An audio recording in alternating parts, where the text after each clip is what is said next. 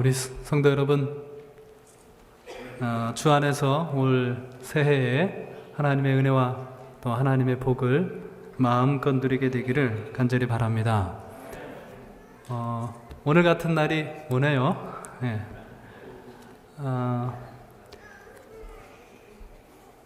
이번 마지막 여러분들한테 드리는 말씀을 어떤 말씀을 드릴까? 한 3주 전에 오늘 본문의 말씀을 정하고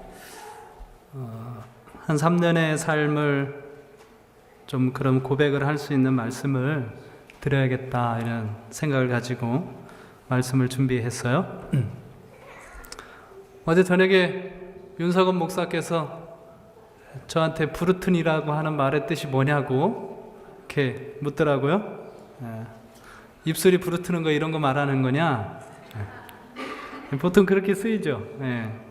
그런데 잘 사용은 하지 않지만 이 말에 성이 나다, 골이 나다 이런 뜻이 있어서 그 의미로 제목을 붙인 것입니다.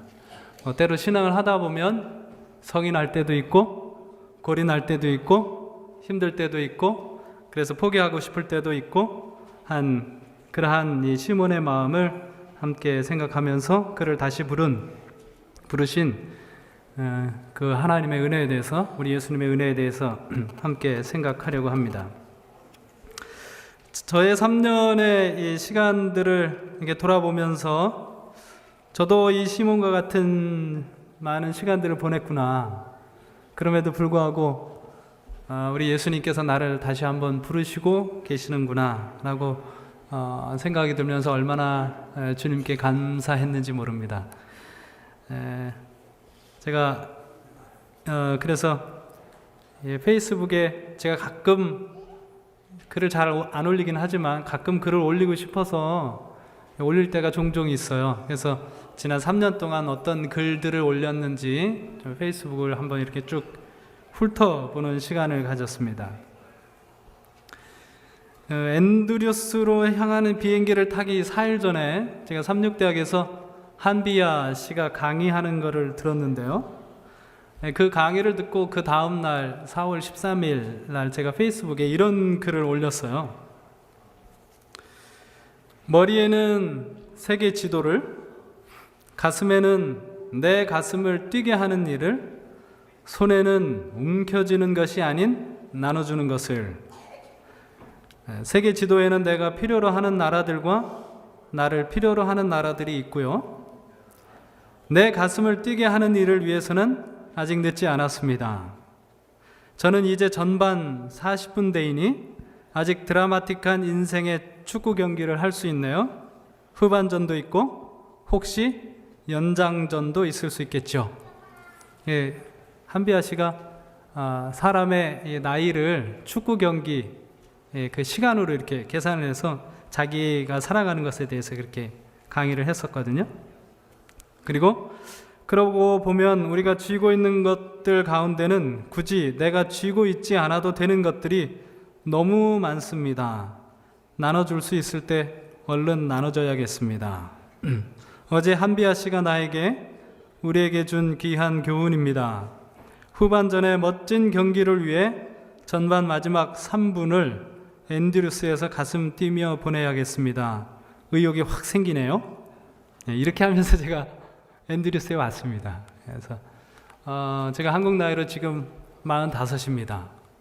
그래서 아직 전반전이 맞춰지지는 않고 마지막 1분을 좀 달리고 있는 상황이긴 한데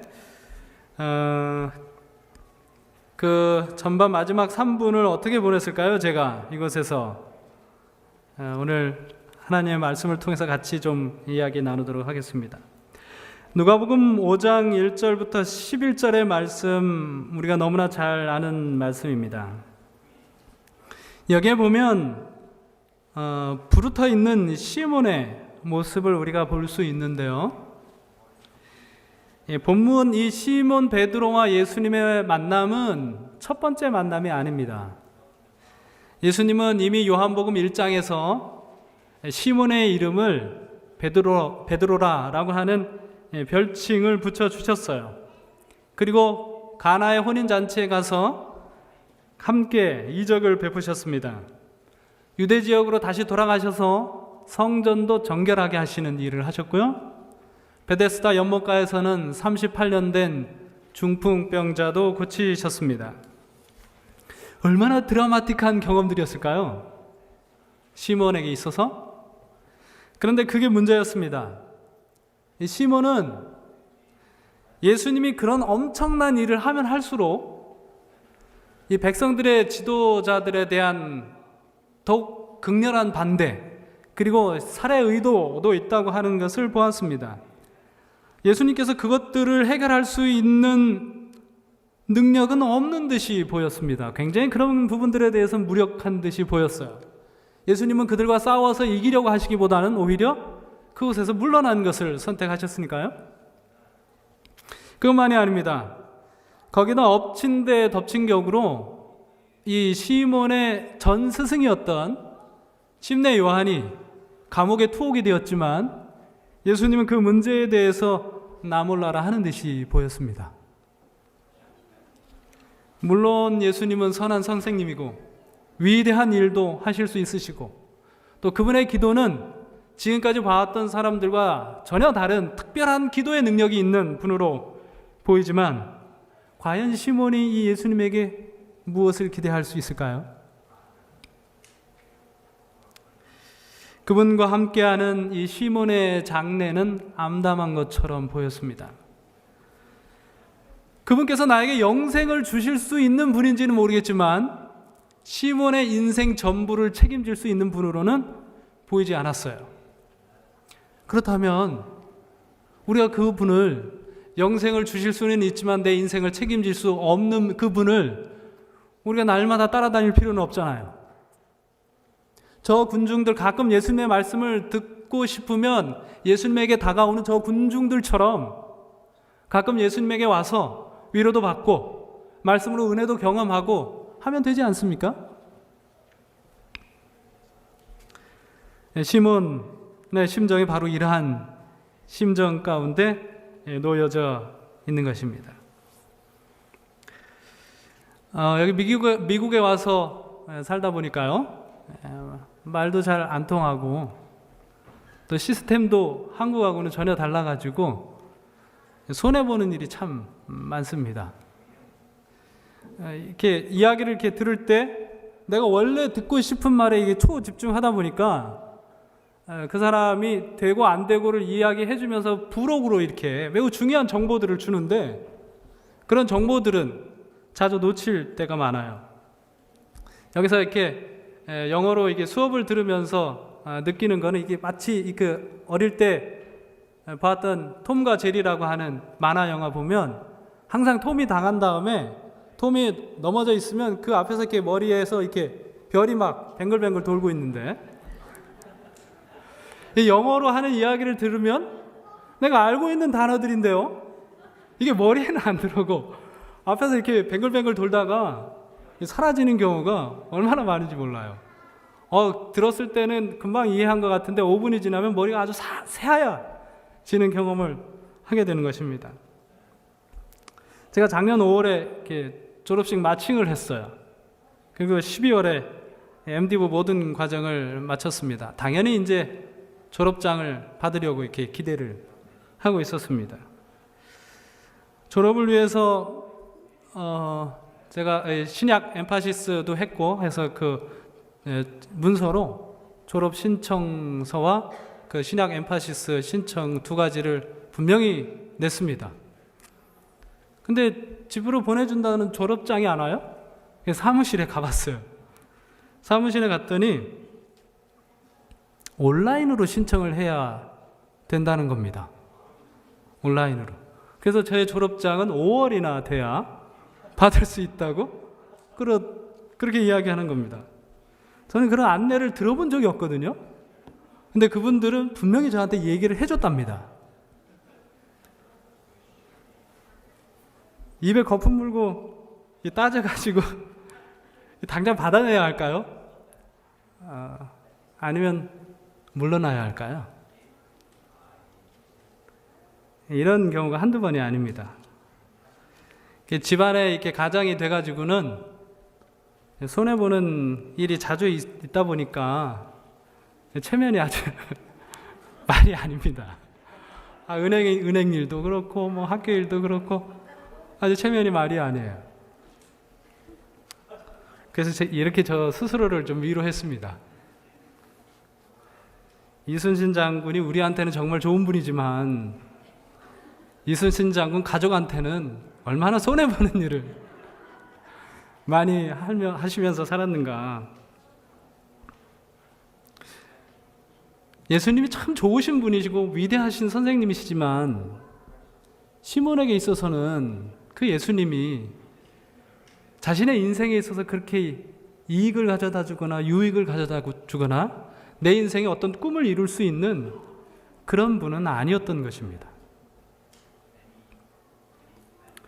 더군다나요, 시몬에게 더욱 참담한 마음을 갖게 된 것은 그가 원래 잘하던 일도 안 되는 상황이 벌어지고 있다고 하는 거죠.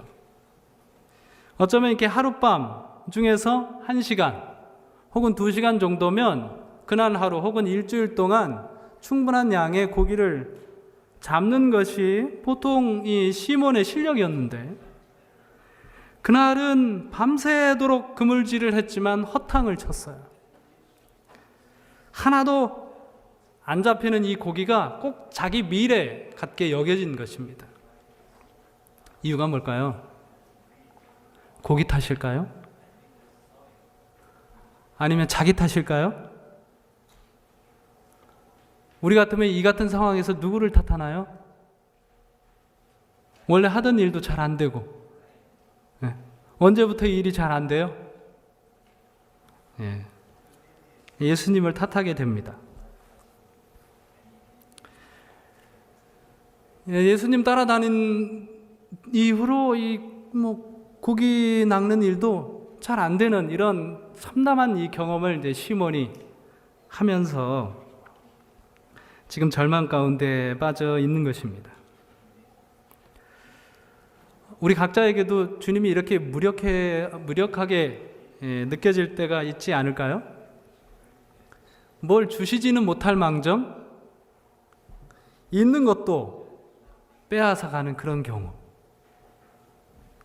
신앙하면서 느끼게 되는 것 가운데 하나입니다. 이곳에서 지내는 3년 동안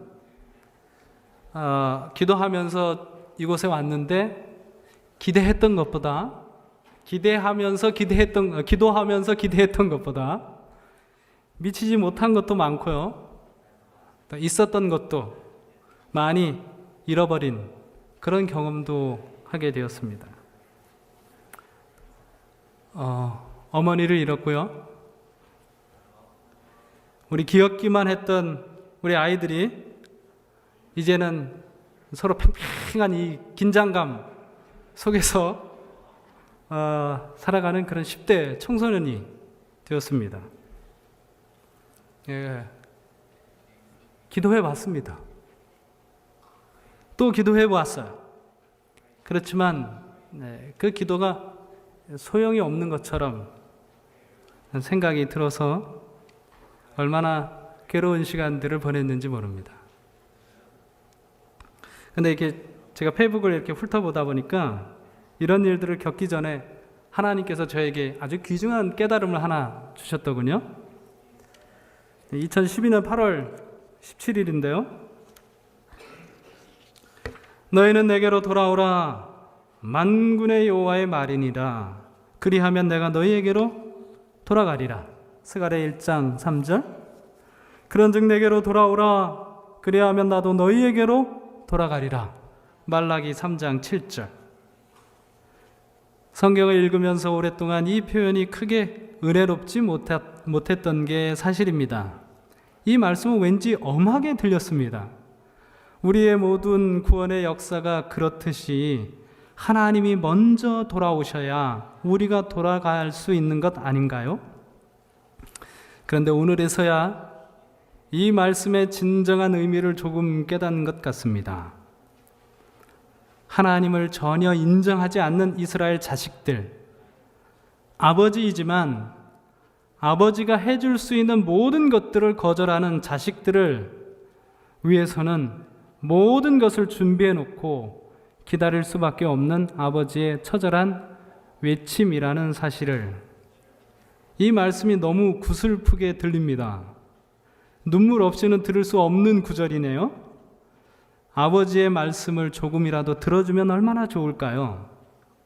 그 좋은 아버지가 자식을 위해 해줄 수 있는 것이라고는 기다리는 것 외에는 아무것도 할 수 없다는 사실에 가슴이 미어집니다.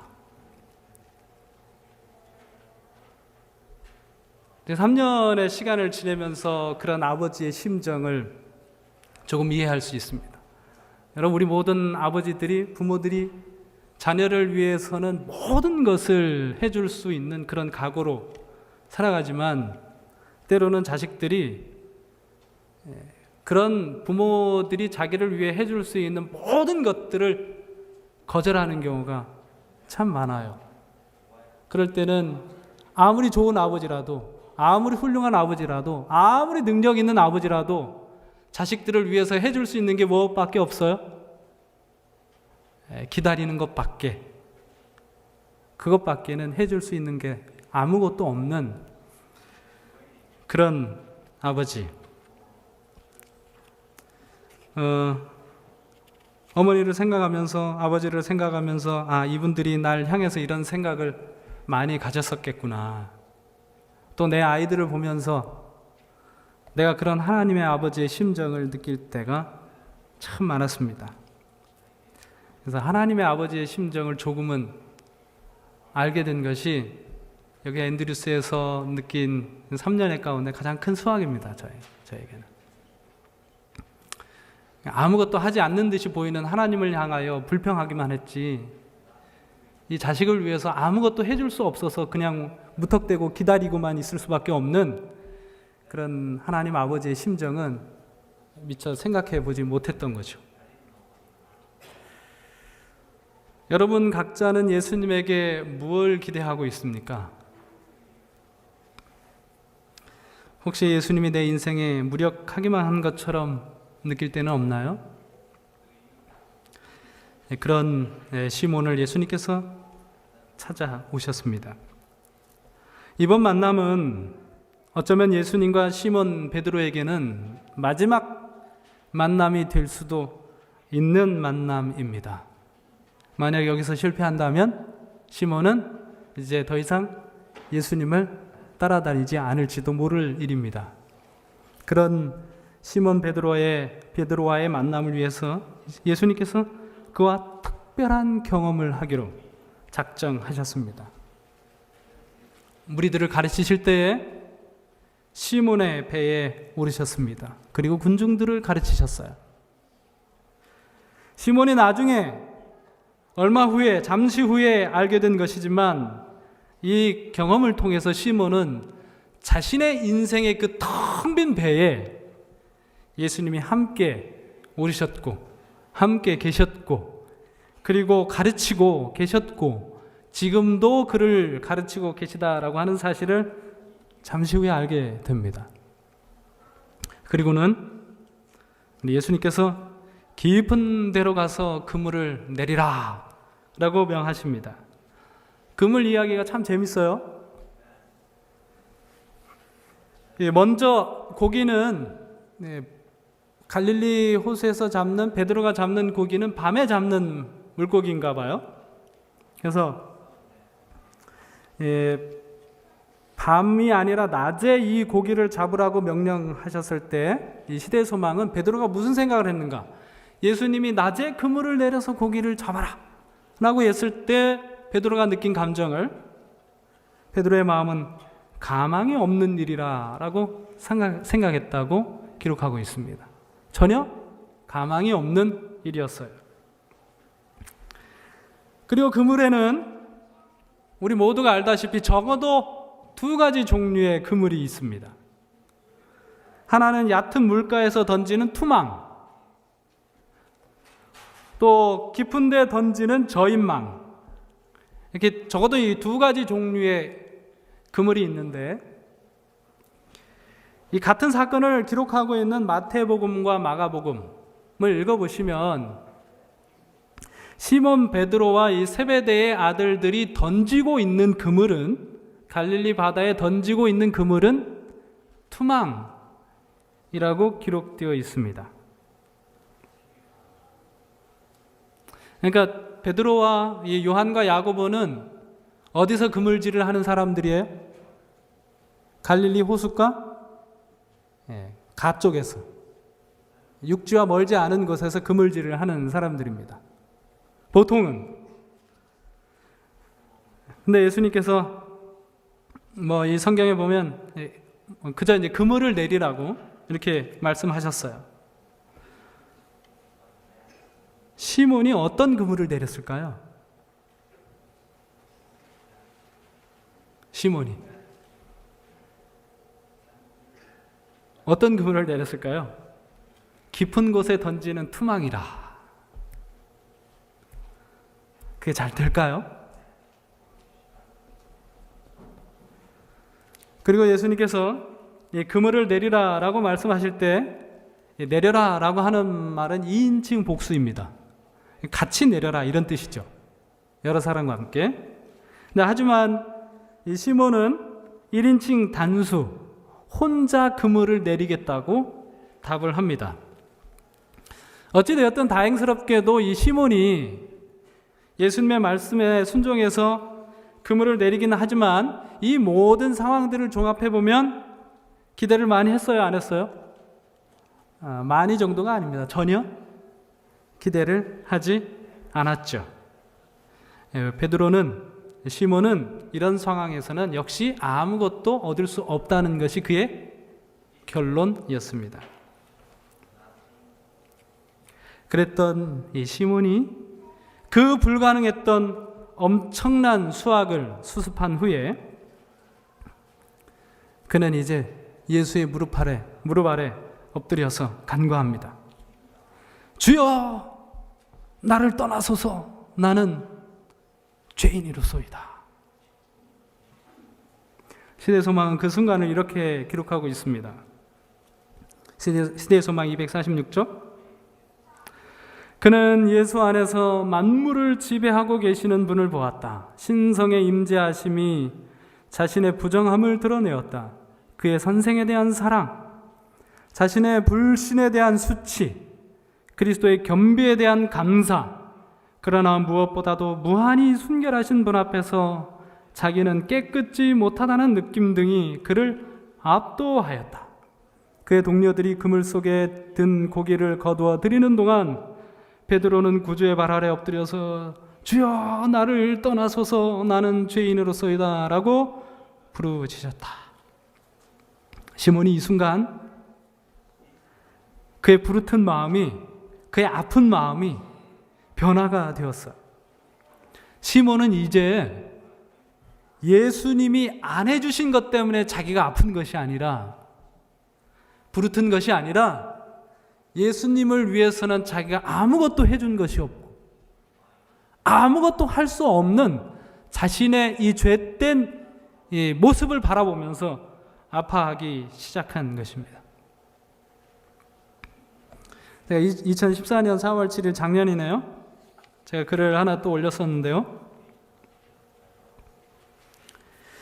나와 아내가 함께 산 지 17년이 지나 어제로 18년째에 들어가게 되었습니다.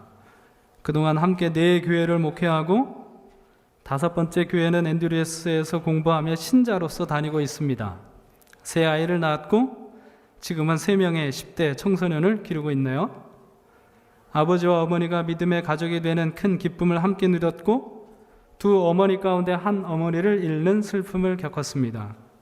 나도 아내도 이제 40이 넘어 얼굴에서, 머릿결에서 나이가 느껴지는, 가슴이 먹먹해지는 순간이 자주 생기는군요.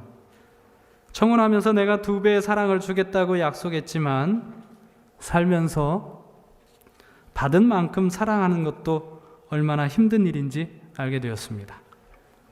17년이라는 세월을 함께 보내면서 많은 것들을 깨달았지만 그 가운데 가장 큰 깨달음은 아직도 참 사랑의 10,000분의 1도 알지 못하는 저 자신을 깨달은 것입니다. 내 안에 있는 이기심과 위선에 오염된 사랑, 그것도 사랑이라고 함부로 해버리며 함께 상처받았던 시간들이기에 너무 미안하기만 합니다. 그렇다고 앞으로 함께 할 시간들 동안 진짜 사랑을 줄 수 있으리라는 자신감도 없습니다.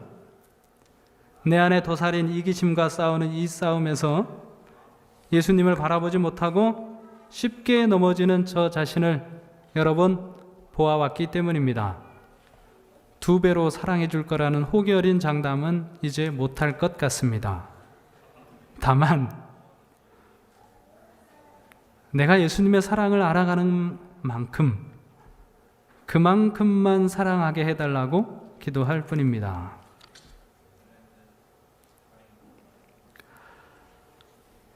베드로의 이 고백은, 시몬의 이 고백은 좀 어리둥절한 고백입니다. 시몬은 이제 정말 예수님의 제자가 되고 싶은 마음이 들었지만 정작 그가 예수님께 드린 고백은 주여 나를 뭐 하소서? 떠나소서. 나는 죄인으로서이다. 이렇게 고백하고 있는 것입니다. 그러므로 우리도 마찬가지예요. 내가 예수님을 위해 무엇을 할 수 있다 자신하기 전에 우리 모두도 우리의 불신, 나약함, 절망을 볼 필요가 있습니다. 난 정말 예수님을 위해 한 게 아무것도 없구나. 나는 할 수도 없구나. 나 예수님을 위해 무언가 하고 싶지만, 뭔가 드리고 싶지만 예수님에게 드릴 말씀은 이것밖에 없구나. 예수님, 이제 나에 대한 미련을 버리시고 저를 떠나세요. 난 죄인입니다. 다른 사람이 저보다 훨씬 더 낫습니다. 그럼에도 불구하고 예수님, 혹시 나를 쓰고 싶거들랑 허드렛 일이라도 아무 것이든지 시켜주십시오. 그러면 내가 그 일이라도 성심을 다해서 받들겠습니다. 여러분, 사도행전을 읽어보시면 여기서 초대교회가 시작됩니다. 예수님의 위대한 사랑에 비춰본 나 자신의 형편없음, 이게 우리의 시작이 되어야 합니다. 누가는요, 이 사건 이전에 시몬을 시몬이라고 불렀습니다. 근데 이 사건 이후에 누가는 시몬을 베드로라고 부르고 있어요. 우리 모두가 다 아는 것처럼 앤드류스는 재림교회 최초의 공식 외방 선교사였습니다. 그가 보여줬던 선교에 대한 열의, 말씀 연구에 대한 열정, 그것을 본받고 싶어서 이 대학과 우리 교회가 그의 이름을 빌려서 사용하고 있어요. 그런데 이제는 우리가 진짜 앤드류스라고 하는 이름으로 불려야 하지 않을까요? 그 시작 베드로처럼 나를 떠나소서. 나는 죄인으로서이다. 라는 고백으로 우리 모두가 함께 시작할 수 있기를 바랍니다. 이 그물 이야기는 이 부르심에 대한 한 가지 더 중요한 가르침을 우리에게 주는데요. 결국 이 베드로는 그물을 같이 내리라고 했던 예수님의 말씀대로 동료들을 불러서 함께 동업을 하고서 그 수확을 수습할 수 있었습니다. 주께서 우리 각자를 우리 모두 함께로 만드신 것 얼마나 감사한 일입니까? 예수님과 함께 동업하고 또 옆에 계신 분들과 함께 동업할 수 있다고 한 것이 얼마나 감사한 일인지 몰라요. 지금까지 제가 돌아보면 제가 목양했던 교회를 포함해서 여기 앤드류스 교회에서만큼 제가 돌봄을 받았던 적이 없었던 것 같습니다. 여러분께서 저와 저희 가정을 얼마나 따뜻하게 돌봐 주셨는지 너무 감사해요. 제가 여기 계신 한 분 한 분을 위해 베푼 것이 하나도 없고 엄청나게 받기만 해서 얼마나 죄송한지 모르겠습니다. 이 앤드레스에서 지내는 동안 우리 성도님들과 함께 지낼 수 있도록 이 길을 예비해 주신 하나님이 얼마나 감사한지 제가 하나님께 정말 많이 감사드립니다. 2014년 3월 2일 날 제가 이런 글을 썼어요. 어머니를 잃고 1년이 지난 다음인데요. 1년 전 오늘 지금 나는 태평양 상공에 있었다. 마지막으로 어머니를 만나 뵙기 위해서. 하지만 엄마는 날 기다려주지 않으셨다. 손 한번 잡아드리지 못했는데 엄마는 안식일 예배가 드려지는 그 시간에 정말 안식에 들어가셨다. 형은 설교 중이었고 나는 비행 중이었고 두 아들을 너무나 사랑하셨고 위하여 모진 고생을 하셨건만 돌아가실 때는 그토록 사랑하셨던 아들들이 그 곁에 없었다. 엄마는 나에게 죄송스러운 마음을 안겨주고 숨을 거두셨다. 1년이 지나면 그 마음이 사라질 줄 알았다. 내게는 아내도 있고 자식들도 있어서 엄마를 잊을 줄 알았다. 근데 엄마 생각이 많이 난다. 그분이 해주시던 잔소리가 듣고 싶다. 버릴 말씀이 하나도 없었다. 아이들 키우는 이 고단한 일에 대해 엄마의 고견을 듣고 싶은 적이 한두 번이 아니다. 아니 매일 듣고 싶어 미칠 지경이다. 엄마랑 같이 교회와 신앙에 대해서 토론하고 목회자로서 마음을 다시 다지던 시간도 너무 그립다. 엄마가 만들어주신 음식을 다시 맛볼 수 있다면 지금 당장 비행기를 타고 집으로 갈 거다. 오늘 아침 엄마가 좋아하시던 음식, 아이들 먹이고 싶어 하던 음식 차려놓고 식사를 했지만 그저 목이 메일 따름이다. 아이들, 그리고 특별히 내 아내에게서 엄마의 빈자리를 채우기는커녕 더 커진 느낌이다. 엄마를 생각하며 나보다 더 많이 우는 아내를 보며 미안한 마음에 속으로 눈물을 훔친다. 건강하지 않더라도 엄마가 살아만 계신다면 그것만으로도 나는 기뻐할 것 같다. 볼 수 있고 만질 수 있으니까. 아이들 비디오만 찍어댄 나에게 너무 화가 났다. 엄마 말씀, 웃는 모습, 같이 놀던 모습 많이 찍어 놓을 걸 그랬다. 엄마의 사랑을 그 어느 것도 대신할 수 없다는 걸 지금 깨닫는다. 진짜 사랑은 잊혀지는 것이 아니라 깊어지는 것. 그 사랑이 나의 내면에 완전히 녹아들어질 그때까지 계속 아플 것 같다. 제가 이 글을 기록한 다음에 왜 예수님의 사랑이 잊혀지지 않는지 그걸 깨달았어요. 그분의 사랑을 생각하면 왜 내 가슴이 계속 아픈지 조금 이해할 것 같았습니다.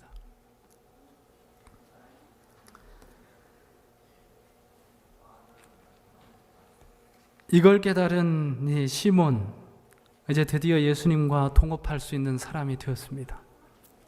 그리고 제자들과 함께 동업할 수 있는 사람이 되었어요. 그런 시몬, 그런 제자들에 대해서 시대의 소망은 이렇게 기록하고 있습니다. 그 시몬에 대해서 이렇게 기대합니다. 그리스도를 가장 사랑하는 자는 가장 많은 선행을 할 것이다. 자아를 물리치고 자기의 마음에 성령께서 역사하실 여지를 만들고 하나님을 위하여 전적으로 헌신한 생애를 사는 자의 유용성에는 제한이 없다. 여러분, 성도 여러분께 당부가 있습니다. 서로 헤어진다 생각 마시고 저를 보내신다 생각해 주시면 감사하겠어요. 어떤 분들 자주 이런 말씀을 하셨어요. 여기 앤드류스 교회는 너무 자주 헤어지다 보니까 정을 주기 어렵다. 우리의 사랑은 그래서 깊어지기 어렵다. 그러나 이렇게 말씀하지 마시고 잊으려고 노력하지 마시고 또 잊혀지려고 노력하지 마시고 더 깊어지는 사랑을 함께 나누면 어떨까요? 그리고 그 사랑의 풍성함을 가지고 우리가 서로 파견하는 것입니다. 그리고 우리 함께 동업하는 것입니다. 그래서 제가 바라는 이 교회에 대한 바람은 앤드류스가 깊은 사랑을 체험한 이 사람들이 파송되는 그런 사랑의 창고가 되어줬으면 정말 좋겠습니다. 영국의 프리미어 기자가 한국의 국가대표 축구 선수들을 보면서 이렇게 기록했습니다. 몸이 부서지더라도 그들은 조국이 부르면 항상 마다하지 않고 가겠다는 말을 했었다. 그들에게는 자신들의 몸보다는 조국이 우선인 것 같았다. 여러분, 한비아가 말한 것처럼 저와 우리 모두는 한 경기장에서 축구를 하고 있는 선수들입니다. 저는 전반 45분쯤을 달리고 있고요. 우리 각자는 저마다 자신의 시간대를 달리고 있습니다. 몸이 부서지면 어떻습니까? 우리의 조국 하나님의 나라가 우리 각자를 부르셨고 그 나라가 잘 되기만 한다면 몸이 10개라도 다 바쳐서 달려가지 않으시겠습니까? 원수의 골문에 골인시킨 공 하나씩을 들고 주님께서 다시 오시는 그날, 저 공중에서 하프라인 선상에서 다시 만나게 되길 바라면서 말씀을 마치겠습니다.